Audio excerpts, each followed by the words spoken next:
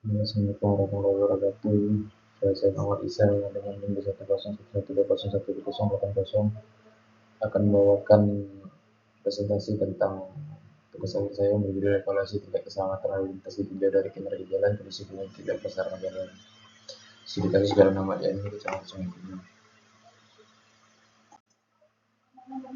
Pokok pembahasan dimulai pendahuluan, tujuan pustaka, metodologi penelitian, hasil dan ulasan, serta yang terakhir penutup.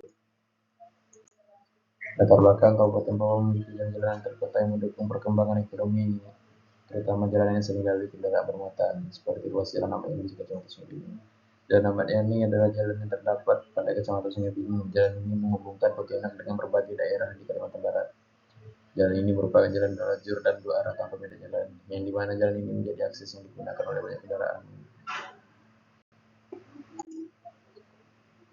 Ini adalah penelitian terdahulunya Herudin 2013 atau studi daerah rawan kecelakaan di ruas jalan Sungai Pinang hingga Sidas Provinsi Kalimantan Barat. BTI Rumasari tahun 2020, analisis keselamatan lalu lintas jalan tol Ngawi Kertosono. Nova Nurpariani Fauzi tahun 2018, analisis daerah rawan kecelakaan dan titik rawan kecelakaan di Kota Pontianak pada jalan peristiwa. Pertanyaan penelitian, di mana lokasi rawan kecelakaan di ruas jalan Ahmad Yani Sungai Pinang? Bagaimana karakteristik kecelakaan yang terjadi di ruas jalan tersebut? Bagaimana kinerja jalan, geometri jalan, dan fasilitas pelengkap jalan pada lokasi backside? Apa saja upaya yang dapat dilakukan dalam penanganan untuk mengurangi kecelakaan? Tujuan penelitian meninjau karakteristik kecelakaan lalu lintas pada ruas jalan Ahmad Yani Kecamatan Sungai Pinang Kabupaten Bawah, menganalisis data serta menentukan lokasi daerah kecelakaan lalu lintas pada ruas jalan Ahmad Yani Kecamatan Sungai Pinang Kabupaten Bawah, mengetahui permasalahan yang terjadi pada lokasi yang teridentifikasi sebagai black site, menentukan upaya penanganan yang tepat dan sesuai dengan masalah yang ada pada lokasi daerah kecelakaan tersebut. Batasan masalah agar dalam pemeriksaan ini lebih terarah dan tidak terlalu luas untuk dibahas, maka dibuat batasan masalah dan tugas akhir ini meliputi evaluasi tingkat keselamatan jalan dilakukan pada ruas jalan Ahmad Yani kilometer 35 hingga 45 Sungai Pinang. Data kecelakaan lalu lintas yang digunakan diperoleh dari Polres Kabupaten Mempawah tahun 2019 hingga 2023. Penelitian ini tidak dilakukan analisis perilaku manusia dan kondisi lingkungan terhadap penyebab terjadinya kecelakaan. Untuk pengamatan kondisi geometrik hanya akan mengambil data lebar jalan, lebar bahu, jenis bahu, dan tipe bata samping. Untuk kondisi geometrik tidak dilakukan pengukuran menggunakan alat. Tinjauan pustaka. Menurut Undang-Undang Republik Indonesia Nomor 22 Tahun 2009 Pasal 1, kecelakaan lalu lintas adalah peristiwa di jalan raya yang tidak diduga dan tidak disengaja melibatkan kendaraan dengan atau tanpa pengguna jalan lain yang mengakibatkan korban manusia dan kerugian harta benda. Kecelakaan lalu lintas dibagi menjadi tiga, yaitu kecelakaan lalu lintas ringan, lalu lintas sedang, dan lalu lintas berat.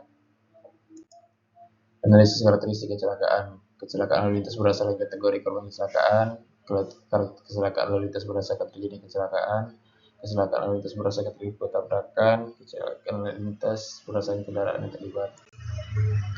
Analisis daerah kecelakaan dengan menggunakan Z-score. Yang pertama, mencari nilai deviasi dengan rumus sebagai berikut.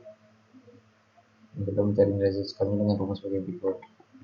Adapun klasifikasi dalam penentuan daerah rawan kecelakaan adalah sebagai berikut. Dengan nilai Z-score dengan nilai positif 0, di atas 0 adalah masuk kriteria rawan kecelakaan. Jika di bawah 0 atau negatif, tidak rawan kecelakaan. Sumber dari Austro tahun 1992.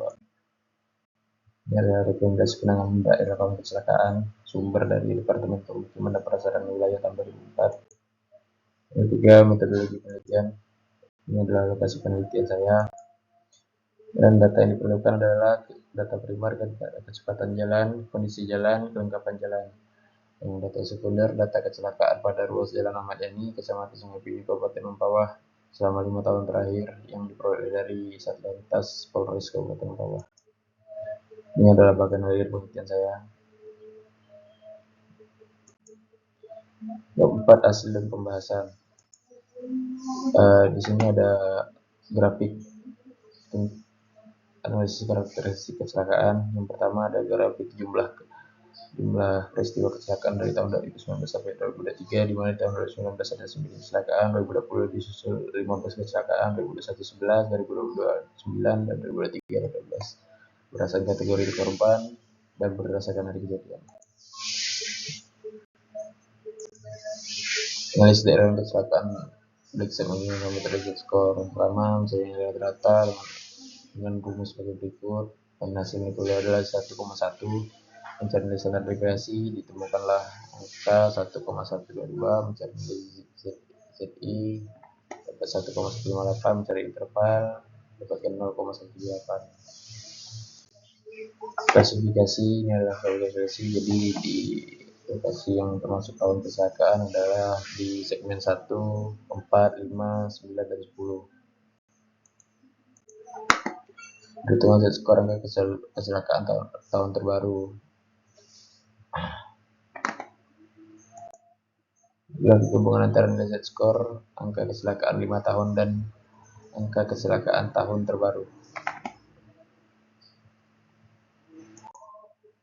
Hasil survei kondisi jalan di Blogspot pada STA 35.000 sampai 36.000 dilengkapi dengan 3 rambu di mana 2 rambu diantaranya sudah tidak layak, 1 RPPJ, 1 zebra cross yang sudah memudar atau tidak terlihat, 2 warning light, 15 LPJU yang beberapa diantaranya tidak berfungsi dengan baik. Dari kondisi prasarana jalan pada segmen 1 ini, minimnya prasarana keselamatan jalan yang layak merupakan faktor utama penyebab kecelakaan.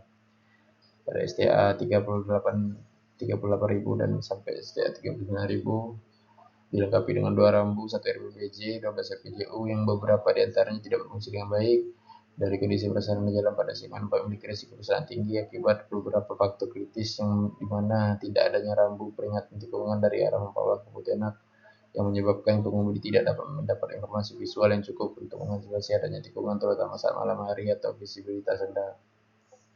LPJU yang tidak optimal yang menyebabkan jarak pandang malam hari sangat terbatas dan permukaan jalan yang rusak pada STA 38.000 yang dapat menyebabkan risiko tergelincir, kehilangan kendali atau tabrak komunikasi secara signifikan khususnya untuk kendaraan roda 2. Pada STA 39.000 sampai 40.000 ketiadaan rambu peringatan tikungan, beberapa LPJU tidak berfungsi dan kondisi marka jalan yang sudah tidak terlihat menyebabkan pengemudi kesulitan mengenali tikungan dan batas jalur dengan jelas terutama pada malam hari. Meskipun terdapat delineator dan guardrail, kurangnya informasi visual dan pencahayaan yang memadai meningkatkan risiko kecelakaan pada ruas jalan. STA 43.000 sampai 44.000 potensi kecelakaan meningkat akibat kurangnya fasilitas keselamatan jalan yang memadai, tidak adanya rambu peringatan tikungan, serta beberapa rambu yang sudah tertutup oleh tiang listrik dan pepohonan menyebabkan informasi visual bagi pengemudi menjadi terbatas. Selain itu, guardrail yang minim, beberapa LPJU yang tidak berfungsi, serta delineator yang kotor atau tertutup lumputan mengurangi efektivitas pengguna jalan, terutama pada malam hari. Permukaan jalan yang tidak rata dan berlubang ditambah kondisi marka yang sudah tidak terlihat semakin memperburuk visibilitas dan kenyamanan berkendara. Kombinasi faktor ini membuat ruas jalan ini rawan kecelakaan, terutama pada kondisi cuaca buruk atau malam hari. Pada ST 44.000 sampai 45.000 potensi kecelakaan dapat terjadi akibat kurangnya kelengkapan dan fungsi sarana keselamatan jalan. Beberapa rambu tertutup oleh pepohonan dan ada yang sudah tidak layak. Beberapa di antaranya tidak berfungsi yang menyebabkan penerangan tidak optimal pada malam hari. Kondisi ini dapat mengurangi visibilitas dan kewaspadaan pengemudi sehingga meningkatkan risiko kecelakaan pada ruas jalan. Survei kondisi jalan di Black Spot di segmen 1 ini adalah segmen 4, segmen 5, segmen 9, segmen 10. Ini adalah tabel rekapitulasi kelengkapan jalan. Tabel rekapitulasi geometrik jalan, data kecepatan kendaraan berdasarkan peraturan Menteri Perhubungan Republik Indonesia tahun PM 11.1 tahun 2015 tentang tata cara penetapan batas kecepatan sesuai tipe jalan amatnya, yaitu jalan beriman dapat disimpulkan jalur cepat dan jalur lambat tidak dapat dipisahkan median, maka batas kecepatan paling tinggi ditentukan berdasarkan tipe lahan dibagi menjadi 4 bagian, yaitu yang pertama kawasan pusat kegiatan maka kecepatan paling tinggi 40 km per jam.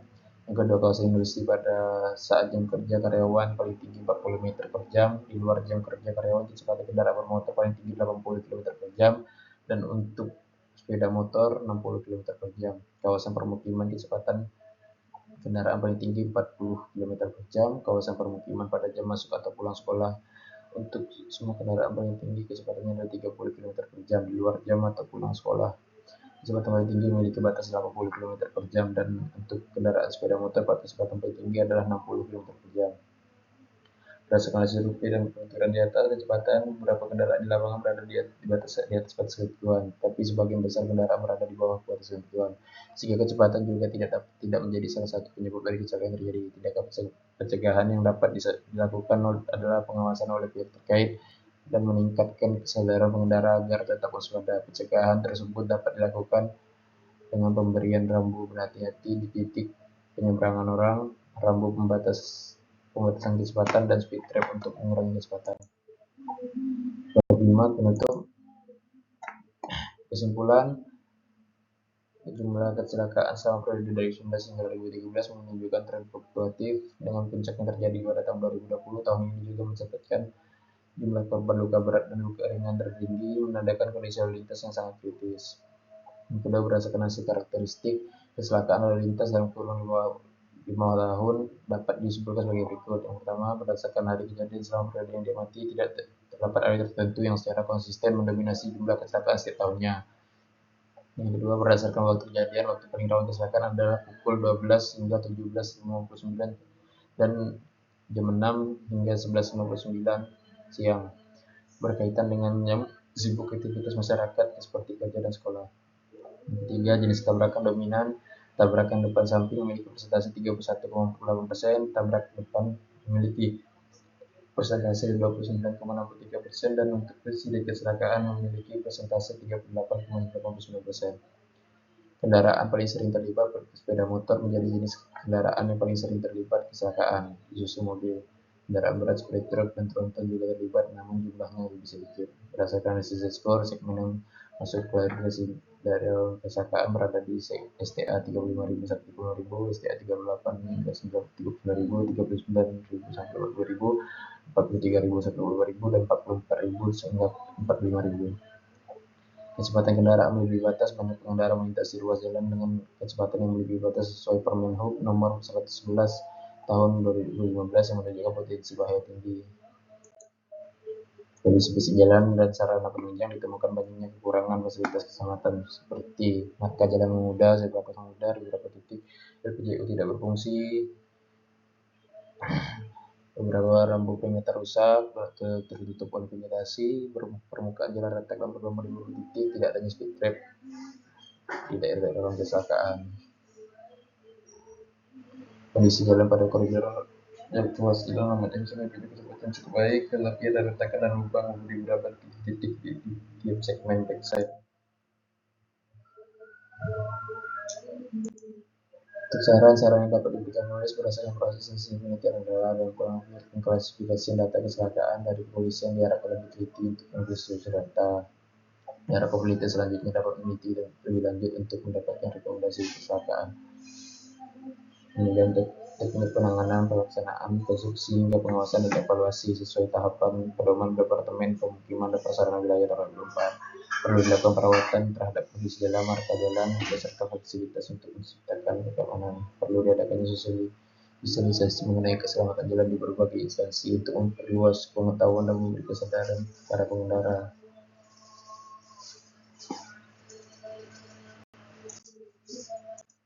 Baik, sekian dari saya. Wassalamualaikum warahmatullahi wabarakatuh.